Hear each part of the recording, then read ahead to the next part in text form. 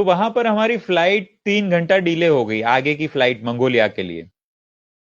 तो गुरुदेव ने दीदी और जो हमारे दूसरे फीमेल टीचर थे आर्ट एक्सेल के, वो गए वॉशरूम फ्रेश होने के लिए, और विक्रम भैया को भेज दिया कुछ सामान के लिए, लगेज वगैरह देखने के लिए।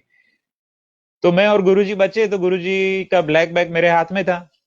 तो गुरुदेव ने कहा चलो शॉपिंग करने चलते हैं।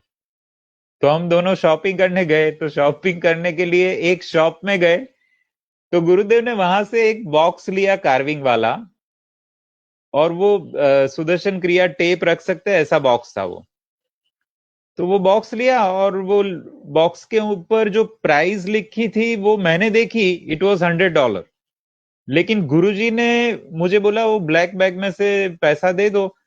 तो मैं ऐसे पैसा $100 निकाला, तो उन्होंने और 400 निकाला, $500 दे दिया उस लेडी को। तो हम लोग वहां से, फिर गुरुजी ने बोला लेट्स गो, आगे चलते हैं। हम गए। तो मेरे मन में कंटिन्यूअसली यही चल रहा है, गुरुजी आपने ज्यादा पैसा दे दिया।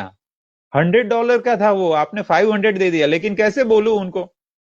तो उतनी देर में वो पीछे देख के मुझे कहते हैं, जब नारायण साथ में होते तो लक्ष्मी की चिंता नहीं करते। एंड आई वॉज शॉक, मेरे रुआटे अभी भी खड़े हो गए वो याद करके इंसिडेंट्स। तो ही सेड, अच्छा। फिर वो लेडी दौड़ के वापस आई किसी को लेके, क्योंकि उसको लैंग्वेज इंग्लिश आती नहीं थी।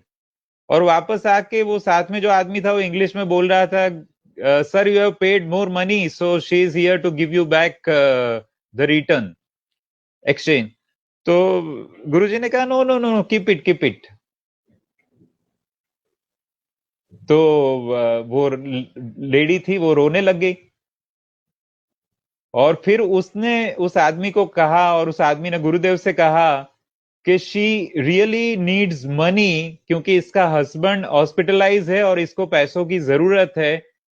And you came as angel. तो मैंने ये विटनेस किया कि कैसे जो लेडी पहली बार गुरुदेव से मिल रही है, गुरुदेव उसको पहली बार मिल रहे हैं, गुरुजी को कुछ शॉपिंग करना ही नहीं था, फिर भी वो शॉपिंग किए, और उसका 4 गुना ज्यादा पैसा उसको दे के आए। और वो भी उसको किस पर्पस के लिए चाहिए था वो भी गुरुदेव को कैसे पता चल गया। So that was something really amazing.